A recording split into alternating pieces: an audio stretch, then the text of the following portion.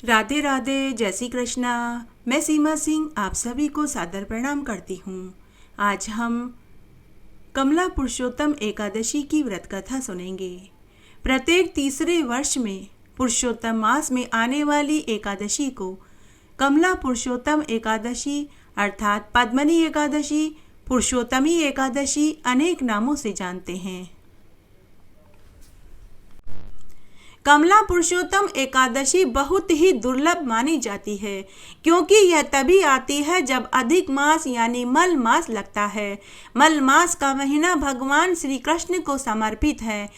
इस महीने में भगवान श्री कृष्ण की नियमित रूप से पूजा करने से अन्य महीनों की अपेक्षा अधिक पुण्य फल मिलता है। जिनके लिए पूरे पुरुषोत्तम मास में भगवान की पूजा और व्रत करना कठिन है, अगर वे इस माह की शुक्ल पक्ष और कृष्ण पक्ष की एकादशी का उपवास भी रख लें तो भी उन्हें पूरे पुरुषोत्तम मास का फल मिल जाता है। शास्त्रों में कहा गया है कि कमला पुरुषोत्तम एकादशी के दिन कांसे के पात्र में भोजन नहीं करना चाहिए। इस दिन मसूर की दाल, चना, शहद, कांदा, शाक, लहसुन, प्याज का सेवन नहीं करना चाहिए। इस दिन पराया अन्न भी नहीं खाना चाहिए। एकादशी के दिन केवल फलाहार करना चाहिए। जो व्यक्ति इन बातों का पालन करते हुए भगवान की पूजा अर्चना करते हैं, उन्हें भगवान विष्णु की कृपा प्राप्त होती है। व्रत के पुण्य से अनजाने में किए हुए पापों से मुक्ति मिलती है। इस दिन भगवान विष्णु के साथ माता लक्ष्मी, शिव जी और माता पार्वती जी का पूजन करने का बहुत पुण्य फल मिलता है। पद्मनी एकादशी पर व्रत और पूजा बहुत लाभकारी माना गया है। प्रत्येक वर्ष 24 एकादशी होती है, परंतु जब अधिक मास आता है तो ये एकादशी 26 हो जाती है। मल मास, जिसे अधिक मास या पुरुषोत्तम मास कहा जाता है, इस मास में 2 अतिरिक्त एकादशी आती है। अत्यंत पुण्यदायिनी पद्मनी एकादशी भी उनमें से एक एकादशी है। इस बार ये एकादशी आज अर्थात 29 जुलाई शनिवार को है। इस तिथि को भगवान श्री कृष्ण ने उत्तम तिथियों में से एक तिथि कहा है। इस व्रत को करने से प्रत्येक मनुष्य को सुख और सौभाग्य में वृद्धि होती है। भगवान विष्णु के साथ माता लक्ष्मी जी की अनुकूल अनुकंपा बरसने लग जाती है। शास्त्रों में कहा गया है कि कमला एकादशी व्रत करने से संतान चाहने वाले को संतान, धन चाहने वाले को धन, कुंवारे लड़के लड़कियों को मनपसंद जीवन साथी मिले और मोक्ष चाहने वाले को वैकुंठ की प्राप्ति हो। इस एकादशी के दिन घर में जप और तप करने का 1 गुना, गौशाला में जाकर जप करने का 100 गुना, पुण्य क्षेत्रों अर्थात तीर्थों में जाकर स्नान करने और व्रत करने का 1000 गुना फल मिलता है। तुलसी के समीप जप करने तथा जनार्दन की पूजा करने से लाख गुना फल मिलता है। शिव और विष्णु भगवान के मंदिर में जाकर कीर्तन करने का और भी करोड़ गुना फल प्राप्त होता है। पद्मनी एकादशी के दिन समस्त कामनाओं तथा सिद्धियों के दाता क्षीर सागर में शेष नाग शैया पर विराजमान भगवान श्री हरि विष्णु की उपासना करनी चाहिए। पूजा स्थान के ईशान कोण में एक वेदी बनाकर उस पर सप्त धान्य रखें। इस पर जल का साफ कलश रखें तथा आम और अशोक के 5-5 पत्तों से सजावें। उसके बाद भगवान विष्णु की मूर्ति के साथ माता लक्ष्मी की मूर्ति स्थापित करें। पीले पुष्प, ऋतुफल, तुलसी आदि अर्पित करें। धूप, दीप, नैवेद्य और कपूर से आरती करें। भगवान विष्णु के मंदिर और तुलसी के नीचे संध्या के समय दीप दान करना बहुत शुभ माना जाता है। इस दिन हरि भक्तों को परनिंदा, छल, कपट, झूठ बोलना, चोरी करना, दूसरे से देश भाव रखना नहीं चाहिए। भगवान नारायण का ध्यान रखना चाहिए और ओम नमो भगवते वासुदेवाय मंत्र का जाप करते रहना चाहिए। एक बार उज्जैन नगरी में शिव शर्मा नाम का एक ब्राह्मण था। उस ब्राह्मण के 5 पुत्र थे। उनमें से सबसे छोटे पुत्र का नाम जय शर्मा था, जो धर्म भ्रष्ट होकर पाप मार्ग की ओर चल पड़ा, जिसके कारण उसके माता पिता, भाई बंधु और परिवार वाले दुखी रहने लगे। उसका कुमार्ग इतना प्रबल हो गया कि वह सज्जनों ब्राह्मणों की निंदा करने लगा। बुरे कर्मों में लीन रहने के कारण उसके माता पिता, भाई बंधु और परिवार वालों ने एक दिन उसे के घर से निकाल दिया। वह वन में जाकर रहने लगा। तब एक दिन वह साधु सन्यासियों की मंडली के साथ प्रयाग में चला गया। भूख और प्यास से व्याकुल उसने त्रिवेणी में स्नान किया। उसके बाद वह एक मुनि के आश्रम में पहुंच गया। वहां पर ब्राह्मणों द्वारा सभी पापों का नाश करने वाली कमला पुरुषोत्तम एकादशी का महात्म्य सुनाया जा रहा था। वहां पर व्यास जी पुरुषोत्तम कमला एकादशी का महात्म्य और व्रत कथा सुना रहे थे। जय शर्मा वहीं बैठकर महात्म्य और कथा कहानी सुनने लगा। पूरे दिन भूखे रहने से उसका कमला पुरुषोत्तम एकादशी का व्रत हो गया। तब अर्धरात्रि में माता लक्ष्मी उसके पास आई और बोली कि हे ब्राह्मण, कमला एकादशी के व्रत के उत्तम प्रभाव से मैं तुमसे प्रसन्न हूँ और देवाधिदेव श्री हरि की आज्ञा पाकर बैकुंठ धाम से तुम्हें वर देने के लिए आई हूँ। जय शर्मा ने स्वप्न में ही कहा कि हे माते, यदि आप मुझसे प्रसन्न हैं तो यह बताइए कि मेरे पापों का नाश कैसे होगा। तब माता लक्ष्मी ने कहा कि हे पुत्र, अनजाने में ही तुझसे पुरुषोत्तम कमला एकादशी का उपवास और व्रत हो गया। रात भर जागने से तेरा रात्रि जागरण हो गया। एकादशी व्रत का महात्म्य और कथा कहानी सुनने से तेरे शरीर के एक एक पाप नष्ट हो गए। जो मनुष्य पुरुषोत्तम कमला एकादशी के महात्म्य को सुनते हैं, उनके अंदर पाप कण मात्र भी नहीं रहते। इससे सभी पाप कर्मों का नाश हो जाता है। यह एकादशी का व्रत अक्षय पुण्य को देने वाला है। जो मनुष्य पूरी श्रद्धा भाव से पुरुषोत्तम कमला एकादशी का व्रत करते हैं और इस एकादशी के महात्म्य और कथा कहानी का श्रवण करते हैं, वे समस्त महापातकों से तत्काल मुक्त हो जाते हैं। ज्योतिष शास्त्र के अनुसार कमला एकादशी के दिन उपवास रखकर भगवान विष्णु के साथ माता लक्ष्मी का पूजन करना चाहिए। 9 मुखी अखंड दीपक जलाना चाहिए। साथ ही विष्णु सहस्त्र नाम और कनक धारा स्रोत का पाठ करना चाहिए। ऐसा करने से भगवान विष्णु के साथ माता लक्ष्मी की कृपा बनी रहती है और घर में धन धान्य के भंडार भरते हैं। इस बार कमला पुरुषोत्तम एकादशी शनिवार के दिन आई है, तो इस दिन गाय और कुत्ते को रोटी खिलानी चाहिए और कौवों को मीठे गुड़ के पुए खिलाने का बहुत पुण्य फल मिलता है। साथ ही कमला एकादशी के दिन भगवान विष्णु की पूजा करने के साथ पीपल के पेड़ को कच्चे दूध, दही और जल से सींचना चाहिए और शाम के समय सरसों के तेल का दीपक जलाना चाहिए। तुलसी के घी का दीपक जला के 11 परिक्रमा करनी चाहिए। परिक्रमा करने से जीवन भर के समस्त पाप धुल जाते हैं। काम्पिल्य नगरी में सुमेधा नाम का एक ब्राह्मण अपनी पत्नी के साथ रहता था। ब्राह्मण बड़ा ही धर्मात्मा था। उसकी पत्नी पतिव्रता थी। दोनों भूखे रह जाते, परंतु अतिथि की सेवा करना वे नहीं भूलते थे। धन के अभाव के कारण एक दिन ब्राह्मण ने अपनी पत्नी से कहा कि मैं परदेश कमाने जा रहा हूँ, क्योंकि इतने कम धन से परिवार चलाना बहुत कठिन है। मैं तुम सबको पेट भर भोजन भी नहीं करा पाता। तब ब्राह्मण की पत्नी बोली कि हे स्वामी, मनुष्य जो कुछ भी पाता है वह अपने भाग्य से ही पाता है। हमें पूर्व जन्म के कर्म अनुसार ही इस जन्म में फल मिला है।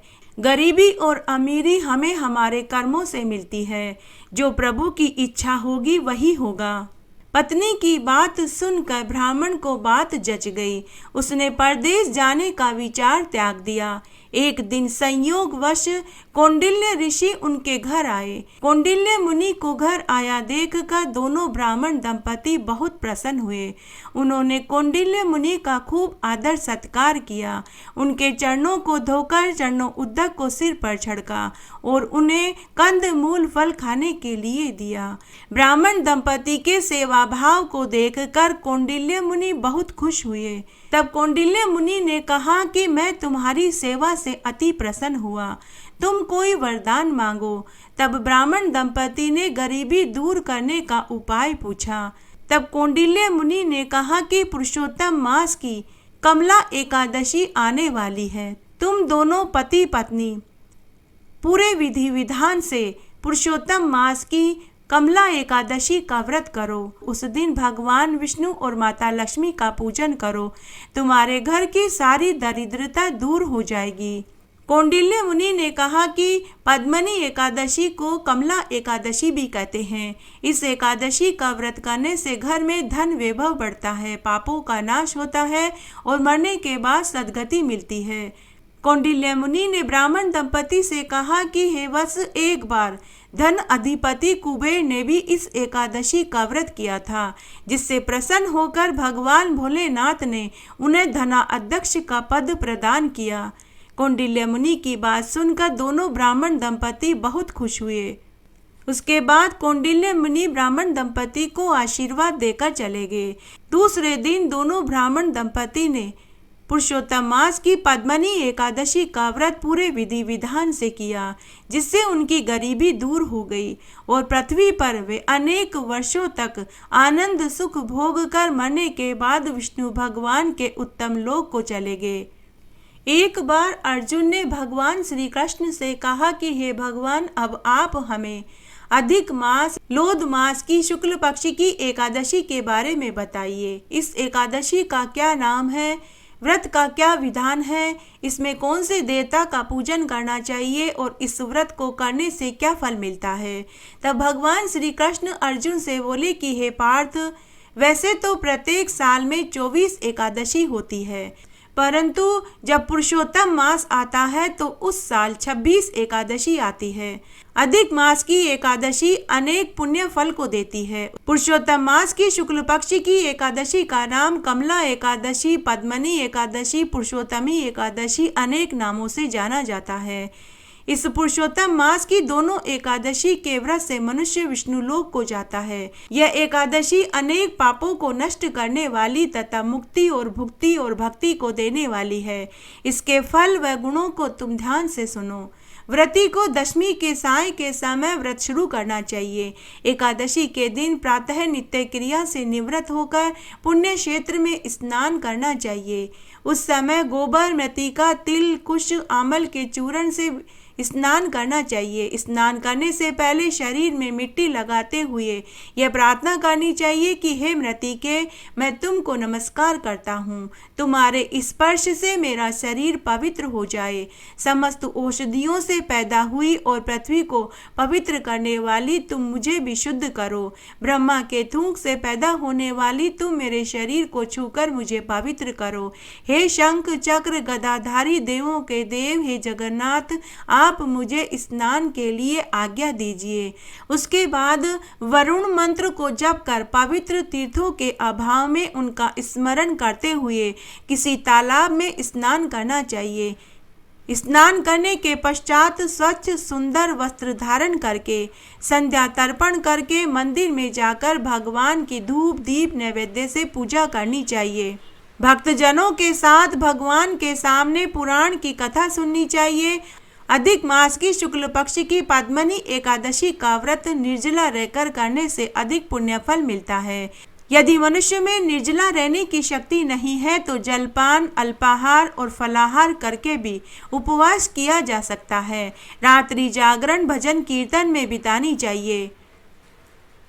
प्रति प्रहर मनुष्य को भगवान श्री लक्ष्मी नारायण और महादेव जी की पूजा करनी चाहिए।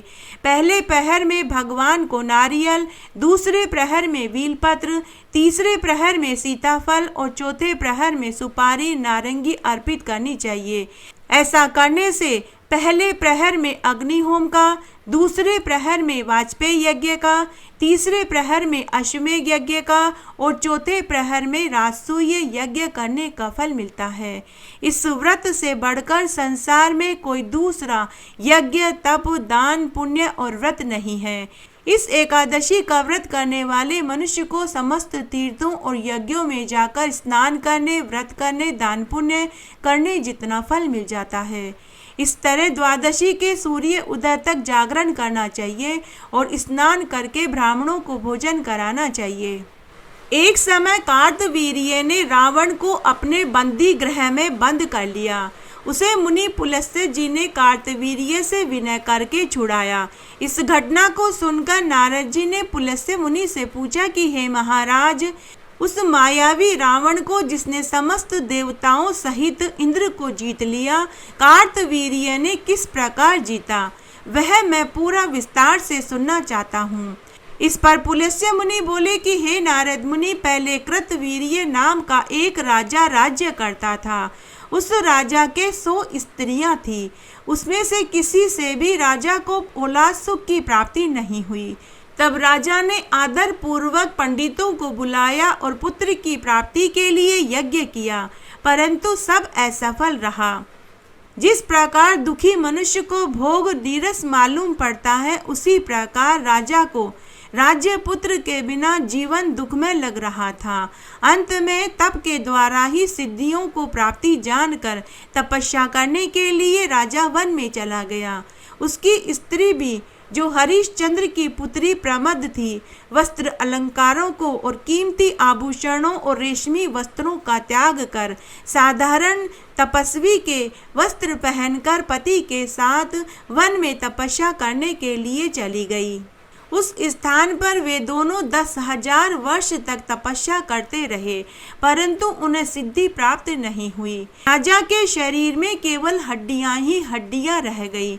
यह देख कर प्रमदा ने विनय सहित महासती अनुसुईया से पूछा कि हे देवी, मेरे पति को तपस्या करते हुए 10,000 बरस बीत गए, परंतु अभी तक भी भगवान प्रसन्न नहीं हुए।